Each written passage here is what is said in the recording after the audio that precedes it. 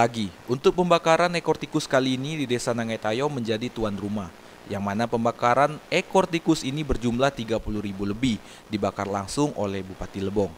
Jumat 20 Agustus 2021 bertempat langsung di kantor Desa Nangaitayau. Dalam hal ini, selaku Kepala Desa, Yasmenti menjelaskan bahwa terdapat 3 kecamatan dan 5 desa yang mengumpulkan tikus, yaitu Desa Sukarajo 541 ekor, Desa Nangaitayau 3.411 ekor, Kecamatan Amen, Lemeopit 5.565 ekor, Kecamatan Lebong Sakti, Kota Baru 4.445 ekor, Embong 16.275 ekor, Kecamatan Nuram Jaya. Pembakaran hama tikus ini juga dihadiri oleh Bupati Lebong, Kepala Desa, OPD terkait, pihak kecamatan, Babin Kamtibnas, Babinsa, BPD, perangkat desa, dan para warga. Pemerintahan Desa Nangaitayau bahwa dalam acara tadi pembakaran ekor tikus itu adalah kegiatan yang bisa memang pemberantasan hama tikus.